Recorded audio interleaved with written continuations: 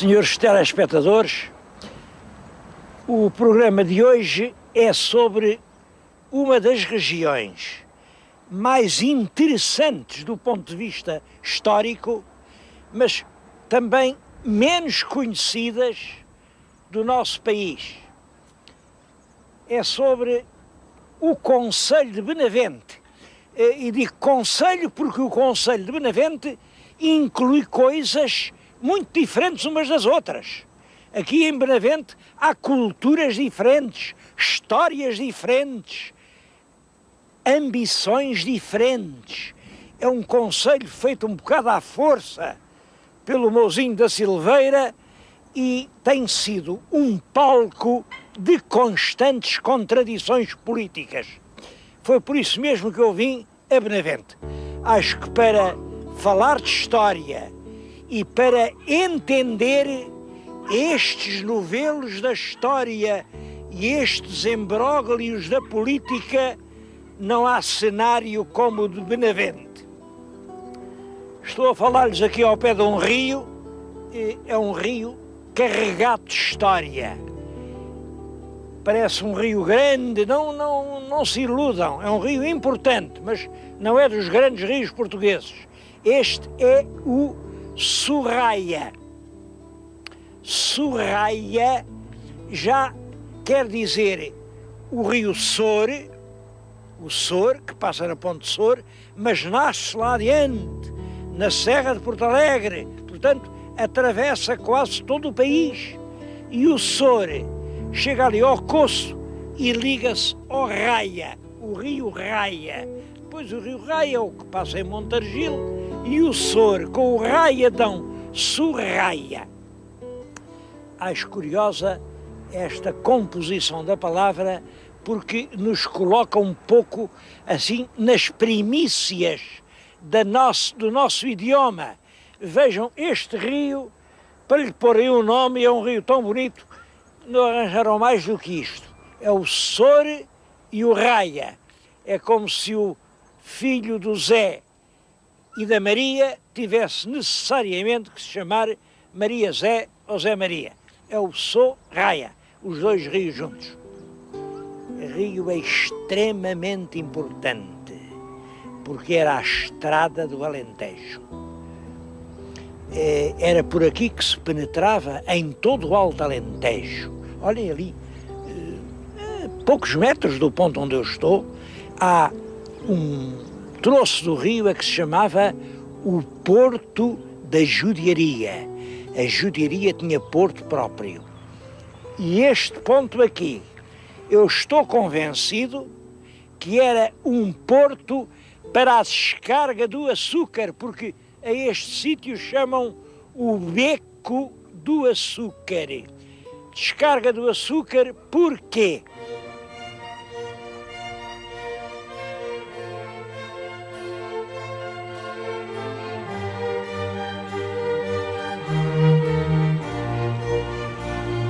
O rei Dom Manuel protegeu muito a vila. Olha, é o Dom Manuel quem manda fazer este pelourinho. Reparem que é um pelourinho muito bonito, com esta coluna torça por aí acima.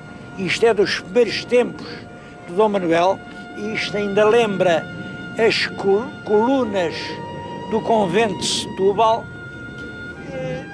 Partiram isto, partiram em bocados, andaram depois piedosamente, ali por 1950, a reunir os bocados. Um tinha este bocado partido, o outro tinha aquele bocado, este bocado, estes bocados, enfim, lá apareceu e foi possível ressuscitar a coluna do pelourinho manuelino de Benavente. Trouxeram então para aqui, para diante da Câmara, está aqui a Câmara, este é o edifício da Câmara, e peço-lhes que olhem com muita atenção para o brasão que lá está. É um brasão cheio de mistérios. Bom, ele tem ao meio a Cruz de Avis. Não admira nada, porque isto pertencia à Ordem de Avis, à Ordem Militar de Avis. Eram os antigos Cavaleiros de Évora, foi o Dom Pelágio, mestre dos Cavaleiros de Évora, quem deu fora lá à terra, lá está a cruz da Virgem. Em cima há uma bandeira e aos lados há duas cordas com laços, aquilo são peias, duas peias. A peia serve para pilhar, quer dizer, para amarrar um pé ao outro e não deixar fugir um cavalo, ou para amarrar um braço ao outro e não deixar fugir um escravo. Não sei o que é que aquelas peias querem dizer. Isto foi terra de cavalos amestrados. Havia aqui uns cavalitos pequenos, já não há. É pena que não haja aí. Devia haver um parque com cavalos desses. Uns cavalitos que chamavam os zebros. Zebros.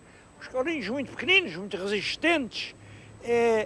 Quando os portugueses chegaram ao Congo e viram lá assim uns animais com muitas riscas, diziam, olha pá, isto são zebras. A palavra zebra nasceu aqui em Benavente. Eles chamaram zebras animais que lhes lembraram os cavalos bravos que havia aqui na Lesíria. Bom, e para domesticar os cavalos, punham-lhe as peias. Serão aquelas peias? Também é verdade que Benavente e Coruche foram as primeiras terras de cristãos ocupadas ao sul do Tejo. Elas foram trabalhadas por escravos mouros. E esses mouros não trabalhavam se não andassem piados. Tinham só um sonho, só uma aspiração. Era fugirem para a terra deles. Nessa altura, o Algarve ainda era a terra deles. Isto eram regiões de fronteira. Para um mouro trabalhar, era preciso pôr-lhe peias. Isso era naquela altura. Então e agora? Então a gente não diz ainda que quem não tem padrinhos morre mouro? O trabalho é bom para o escravo.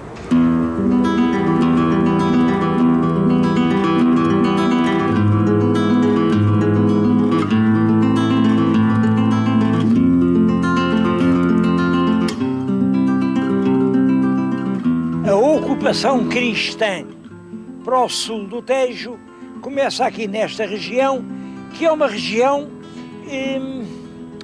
isto nem é terra nem é mar, isto é Lesíria. Olhem, eu estou agora a falar-lhes num ponto que se pode considerar o coração de Benavente. Foi aqui que Benavente nasceu. Julgo que a cota aqui será 12 metros acima do nível do mar. 12 metros já é o suficiente quando havia as grandes cheias do Tejo, as grandes inundações. Estes 12 metros era o suficiente para fazer assim uma ilhazinha. E é nessa ilha que nasce Benavente.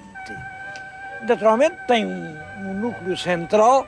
Hoje é representado por aquele pavoroso obelisco. Eu chamo-lhe pavoroso porque aquilo era o gosto do fim do século passado. Este é do nosso século, porque as modas demoram muito tempo a passar em Portugal. Somos um país terrivelmente conservador. O que aconteceu foi isto. Em 1909, era rei Dom Manuel, esta vila foi sacudida por um pavoroso cataclismo. Caiu tudo. Olhem, o que havia aqui neste largo, eu vou-lhes mostrar uma fotografia. Isto é o que havia aqui. Era a igreja matriz. A igreja matriz é evidente que era o coração da terra. Por isso mesmo, era daqui que partiam as grandes vias. Aquela que vai além, sai dali, daquele ponto, era a Rua de Santarém. Para além, outra rua, chamavam-lhe Rua de Évora. Há ali uma outra rua, esta que está na minha frente, era a Rua de Lisboa. Reparem, isto era uma vila no coração do país e era uma igreja no coração de uma vila. Veio esse terremoto em 1909, a igreja estava já um bocado desconjuntada pelo terremoto anterior, terremoto do tempo de Marquês de Pombal, e não restou nada. Inicialmente ainda ficaram uns bocados, mas apiaram e depois, acho que sim, fizeram bem, fizeram um jardim cheio de laranjeiras, ao menos há laranjas para toda a gente.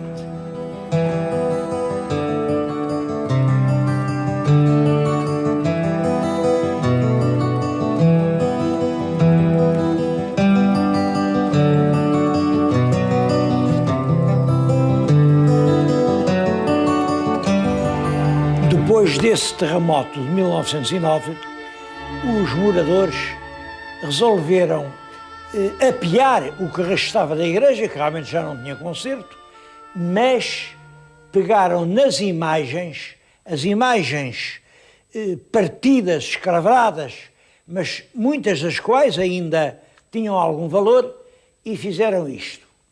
Em vez de as destruírem, trouxeram-nas aqui para a Igreja da Misericórdia. É aqui que eu estou a falar, na Misericórdia de Benavente. É uma das instituições portuguesas mais respeitáveis. A gente não sabe ao certo quando foi fundada, mas antes de ser Misericórdia, já era uma casa de fazer bem, era uma irmandade.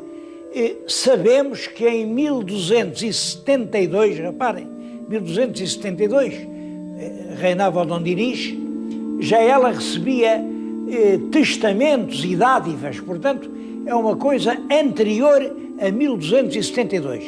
Eu julgo que isto será da época de Dom Afonso III. A Revolução de Dom Afonso III lança o país realmente numa grande época de progresso, de andar para a frente, e esta casa vem desse tempo. Bom, era aqui que se recolhiam os desamparados, os sem teto, os sem lar, e quando a igreja caiu, também Deus ficou sem teto. Trouxeram-me para aqui, trouxeram o que sobrou. Isto são umas pernas de Cristo, pernas sem corpo. Aliás, é uma escultura espantosa. Aquele é um corpo sem pernas. É outra grande escultura. Este é um São Miguel. É um São Miguel barroco, uma lindíssima peça. E está ali o São Sebastião, um culto do século XVI. Além, uma soberba imagem de Santo Agostinho. Aqui, este pequeno conjunto da Igreja da Misericórdia de Benavente tem mais valor, mais merecimento e merece mais uma visita que tantos desses museus, como eu tenho dito, museus de nada, cheios de coisa nenhuma.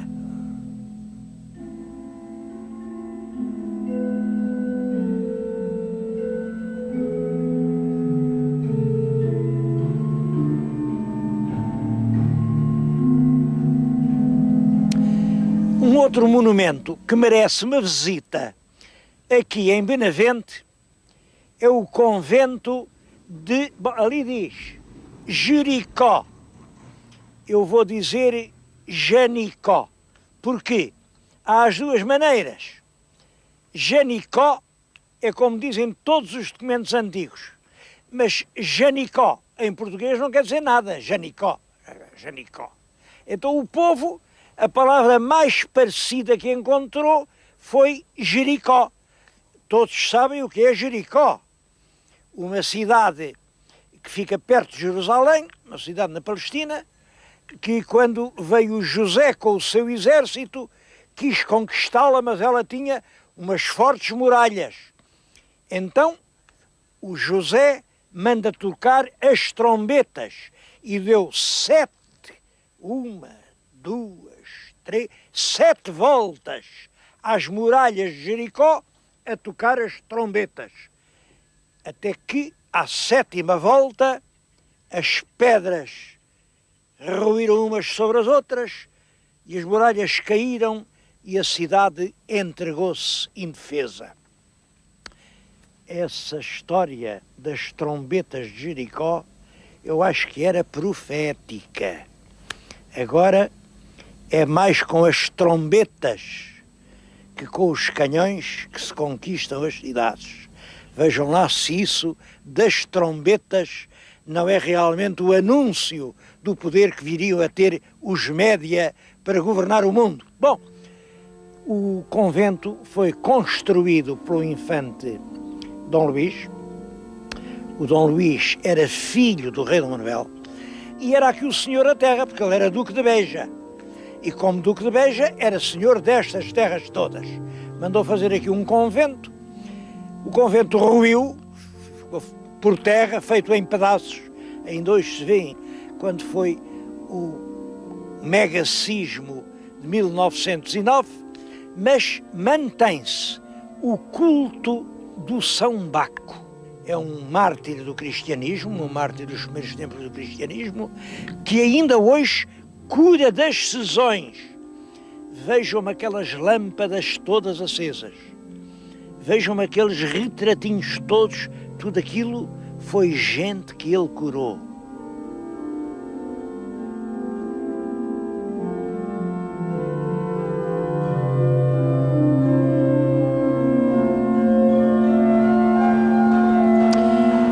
O Concelho de Benavente, além da vila e da região histórica de Benavente, tem uma outra parcela extremamente interessante. É a vila de Samora Correia. Já foi concelho e tem sérias aspirações de voltar a sê-lo. Pensa que são horas, olhem, eu disse isto e até o relógio bateu as horas a dizer que sim. Reparem, não foi preparado.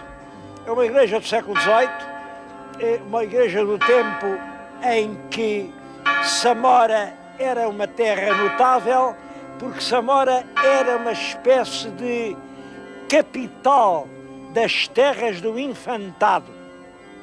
As terras do infantado vêm do século XVII. Foi o rei Dom João IV quem fez o infantado. Mas o infantado vinha de mais longe. Eram as terras das ordens. As terras da Ordem de Santiago, as terras da Ordem de Avis, vastíssimos latifúndios que vinham desde a Idade Média. Bom, os latifúndios das ordens, depois o infantado, depois a Companhia das Lesírias. Estamos em plena Companhia das Lesírias. Este palácio da minha frente, chamam-lhe hoje Palácio das Lesírias, Palácio do Infantado, e nós vamos visitar as Lesírias.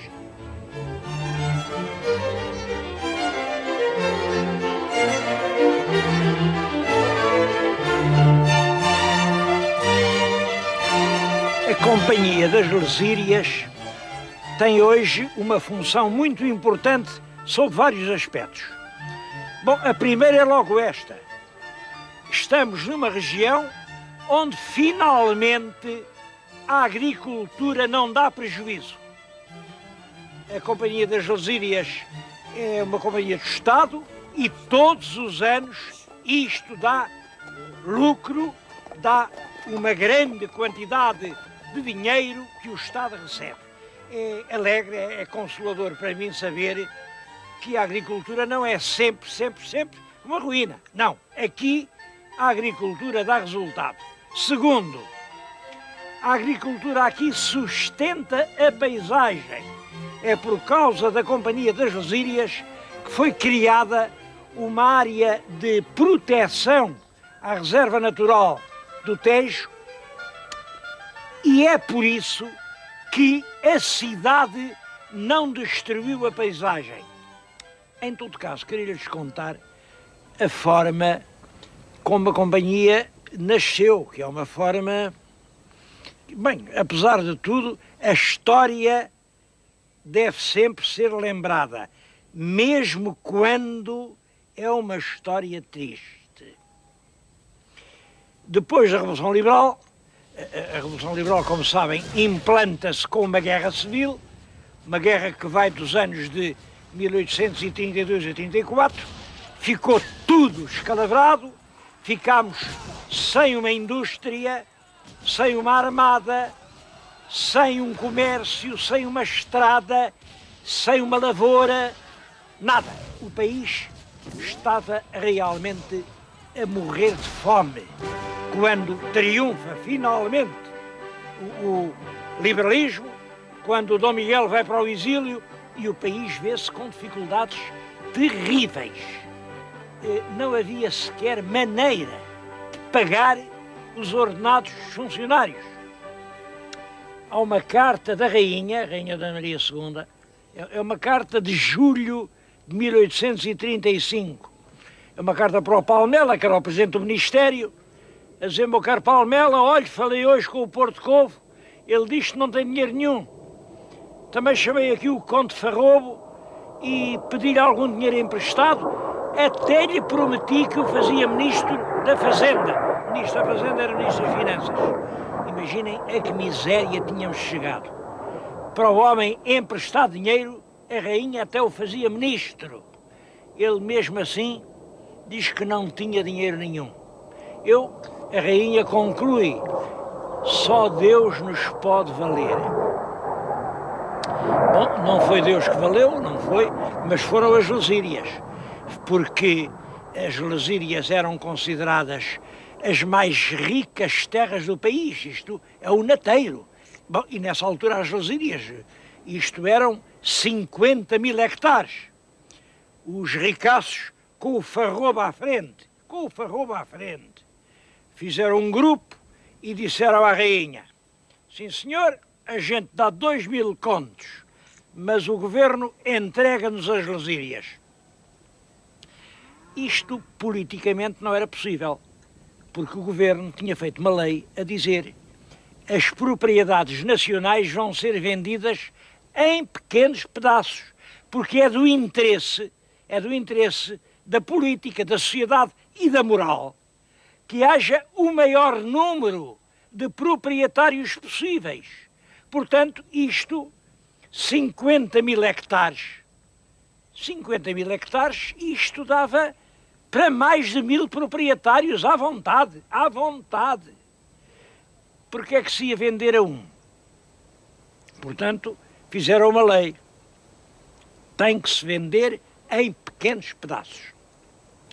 Mas agora vinham os senhores que tinham dinheiro e diziam: a gente sabe que o governo está com a corda na garganta e a gente tem aqui os bolsos cheios de dinheiro, mas só dá se nos venderem tudo em conjunto.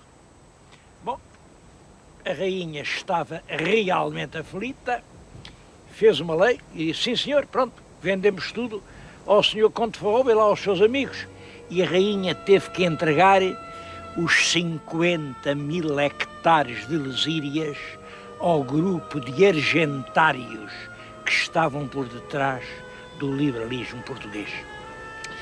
Eu acho tudo isso realmente triste. Claro, criou-se uma companhia, a Companhia das Lusírias, foi andando, foi vendendo, isto tinha nessa altura 50.000 hectares, agora tem 20.000, venderam um bocado mais para lá, um bocado mais para o norte, um bocado mais para o sul. Hoje ainda tem 20.000 hectares, mas hoje é uma unidade modelar.